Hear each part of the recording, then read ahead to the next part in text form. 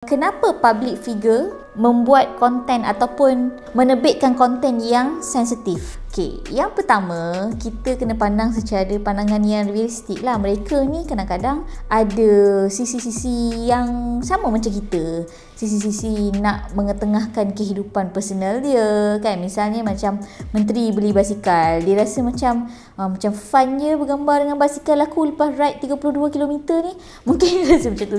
Upload lah gambar, lepas tu rakyat pun mengamuk sebab basikal kau 40,000 macam tu.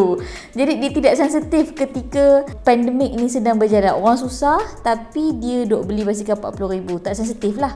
Yang kedua, sebenarnya it could be mereka keluarkan konten sebegitu sebab mereka tahu dan mereka dapat expect apa reaction netizen ataupun reaksi rakyat kepada konten yang mereka keluarkan tu. Sebab mereka dah tahu itulah, mereka mungkin dah ada buat pertimbangan.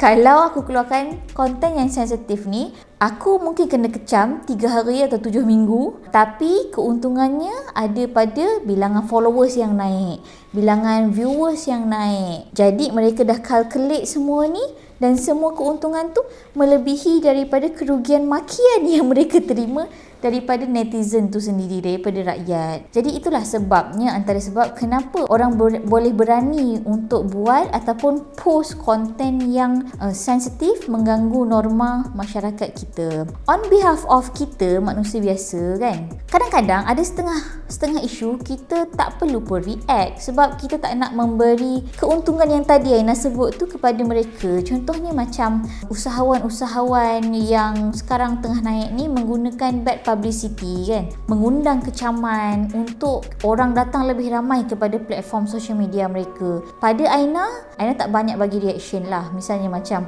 ada usahawan cuba nak lari daripada Malaysia ke, sedang ditangkap polis ke apa ke, aku tak nak beri attention kat hang sebab aku tak mau hang menjadi attention. Aku tak mau orang bagi attention sebab tak ada kepentingan pun macam itu.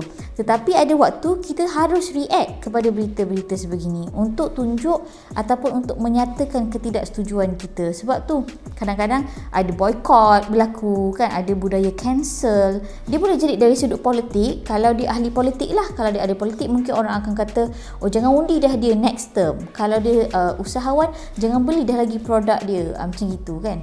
Jadi ini budaya cancel. Ada setengah waktu budaya cancel ni baiklah kalau kena pada orang yang tepat. Tapi ada setengah waktu budaya cancel ni tak sihat juga.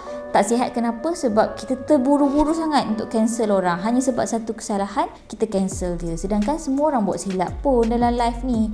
Tak perlulah cancel semata-mata sebab satu kesalahan. So kenapa orang buat konten, public figure buat konten yang sensitif?